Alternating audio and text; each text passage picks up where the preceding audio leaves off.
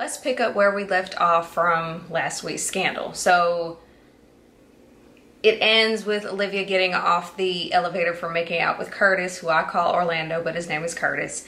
She gets off the elevator, kissing him, turns around, there's Fitz. So Fitz has been gone for 100 some odd days doing his non-president thing, and now he's back to see, he wants that old thing back, basically. So Curtis gets off the elevator, he introduces himself to Fitz, and he's like, all right, I'll holler at you later. So Curtis is gone. I'm kind of hoping that's the last we'll see of him. I like them together, but you know, I'm gonna need Olivia and Fitz to work it out. So Curtis leaves, and you know, Olivia's all, why are you here? Because you know, she hasn't seen him, and as far as I know, hasn't heard from Fitz for the last 100 some odd days. So you know, she's like, why are you here? So Fitz tells her that he's in town because he's basically on a mission. There are some missing African-American girls, and like nobody knows that these girls are missing. No one's made any effort to find these girls, and he basically says it's because they're African-American that no one knows and no one cares. So he needs her help to basically alert the media, alert the public, and try and get these girls found and get some closure for their families. And Liv is like, all right, that's cool, but go holler at Quinn. And, you know, Quinn can make it happen. I'll kind of dip the toe in the situation, but basically you need to holler at Quinn. And Fitz is not about that hollering at Quinn life. He's like, I want you. And, of course, Liv being Liv, she's like, you can't have me. Can't have her, Fitz. You cannot. But you can. Meanwhile, Mellie and the president of Bashran are chatting. They're discussing peace in the Middle East and all that, and they clearly have some chemistry. They've been giving each other way too many, like, you know, looks, and it's clear that they're attracted to each other, but neither of them are really making a move. So here's a question I have been wondering for quite some time. Where the hell are Mellie and Fitz's kids? I mean, I know they had the oldest one, I don't even remember his name, who died, and then there's Teddy and then the girl. Where the hell are they? We don't even see Teddy, who, as far as I know, he should be living with his parents, right? But where the hell are they? Where's the girl? I'm assuming she's like away at school. We saw her maybe for like one season for a couple of episodes, but I'm like, where the hell are y'all kids? Because they ain't with neither one of y'all. One of them is the president. The other one's the non-president and still parent or kidless. So where y'all kids at, Fitz and Mellie? I need to know. Are they missing? Back at QPA, Quinn, Marcus has gone over to QPA, and he's basically telling her about the girls that are missing. It's 219 African-American girls who are missing. So they start doing their, you know, pictures on the board thing and talking about who they are, what their stories are, and things like that. And it's kind of sad but true that they start to go through some of the girls, and some of them have more ethnic names than others. And as someone with an ethnic name, they were like, no, we can't pick, you know, whatever old girl's name is because she sounds black. They were like, we need to pick somebody who sounds not blacks to get people to care. And that's very sad and very true. But, you know, I appreciate all of the truth that they tapped on in this episode. They've been tapping on a lot of truth throughout the series, but whatever. So it's 219 girls who are missing.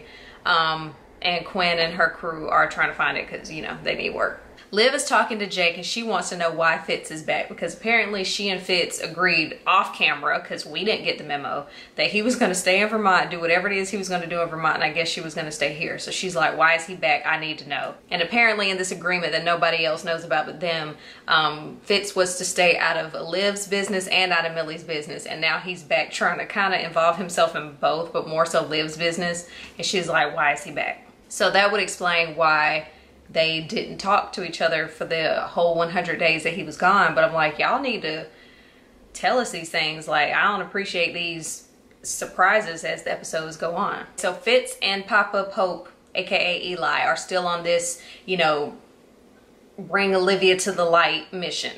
So Fitz is telling Eli that this missing girls mission will basically be like her come to Jesus moment. This will like snap her out of it, so to speak. They're basically saying that this mission will remind her of who she is, and Eli is like, yeah, she'll trade in her B16 horns for a halo and blah blah blah. So they basically have this common goal, which is to make Liv not be the head of B613. I'm wondering if it's because Eli wants it for himself, or if it's because he's really like fearing for his daughter. I think it's a little bit of both. I think he misses having that power, and I also think he knows what it did to him, and he's trying to keep it from happening to Liv, although I think he's a little too late.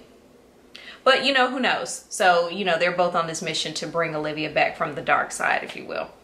Eli has told Fitz that basically he's the bait, that even though he's gone to her with these missing girls mission, that's a cover.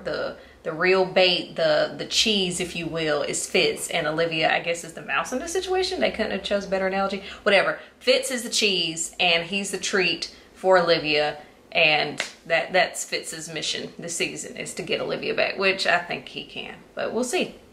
Curtis is trying to see if he still has any kind of opportunities to provide Olivia with any more 5-star service. So he calls her. Her secretary is like, hey, Curtis called you, you know, whatever. She's like, tell him I'm busy. From now on, whenever he calls, tell him I'm busy. So yeah, that's probably the last we're gonna see of Curtis, aka Orlando. And speaking of people reaching out, Marcus reaches out to, he goes to the White House to see Mellie, but on the way he stops by to see Liv because he needs a pass to go see Mellie. You can't just be walking up in there like, hey yo, I'm just here to see the president. Oh, okay, come on in. So anyway, he stops in to see Liv so he can get a pass to go see Mellie, and Liv's not really having it. She's like, nah, she don't, no. So she asks him, how's Vermont? And he's like, cold and white. And sorry.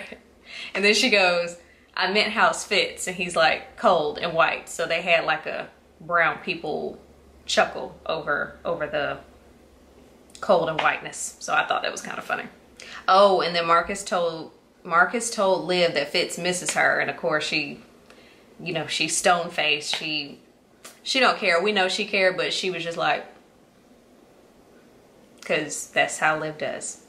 So Liv stops by QPA to find out how the missing girls movement is going. She stops and she sees like all these pictures of these missing African-American girls on the wall. And Quinn is like, you know, even though we have all these girls who are missing, no one's biting. She's basically trying to be a bootleg Liv and trying to get the message out there, and she's like, people aren't biting. And Liv goes, well, the reason why people aren't biting is because missing girls can't speak.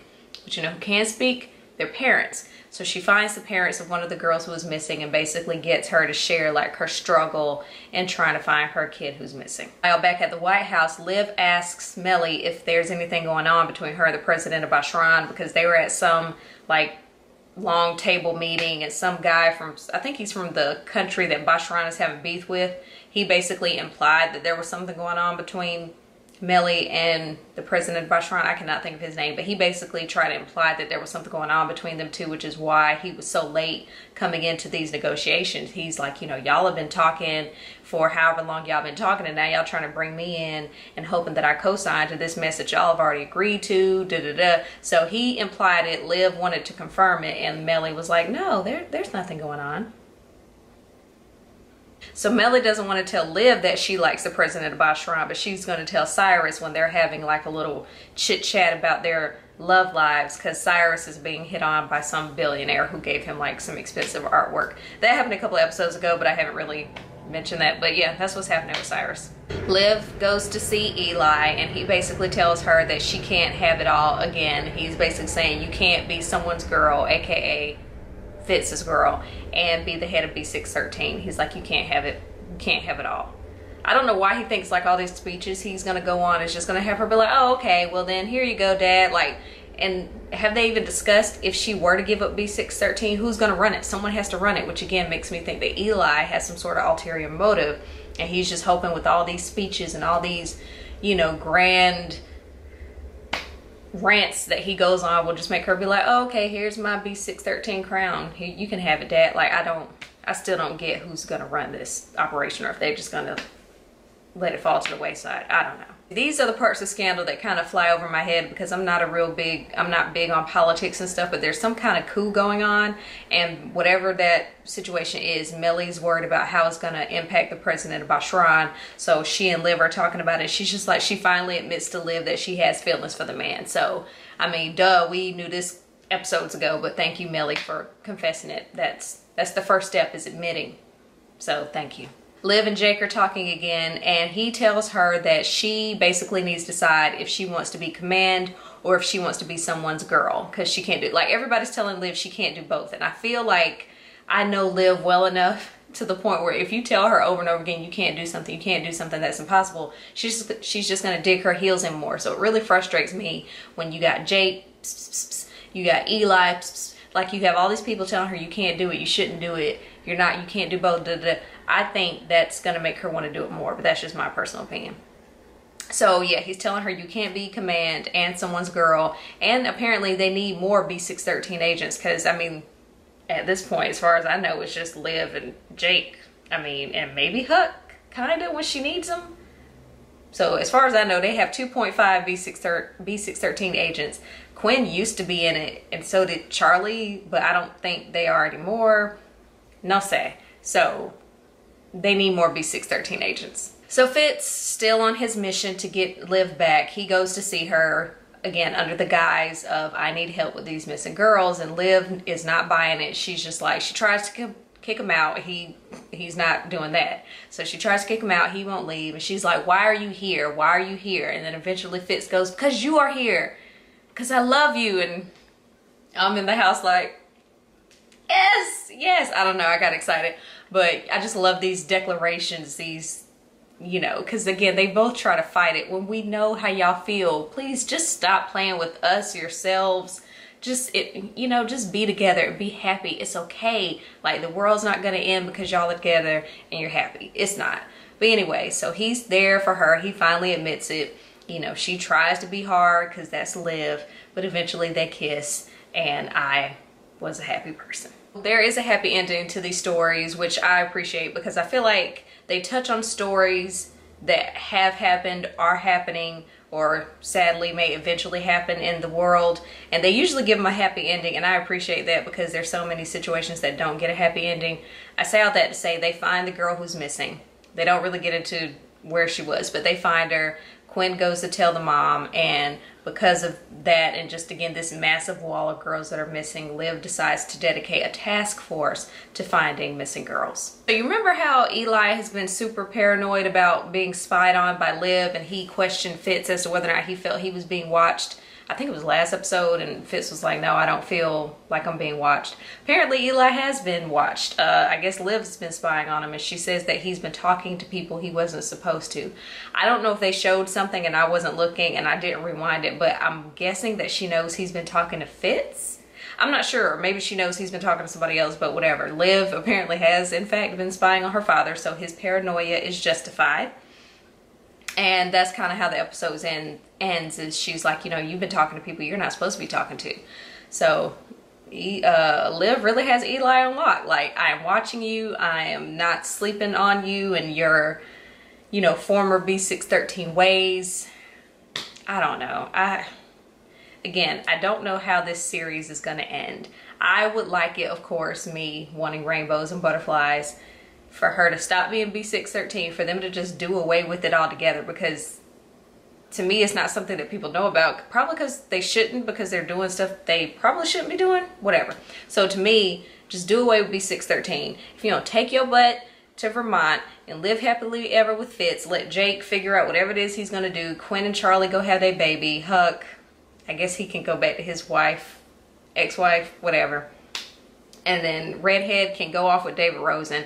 Melly can be with the president of Bashran. Cyrus can have his billionaire. And then everybody live happily ever after. Why can't we have that?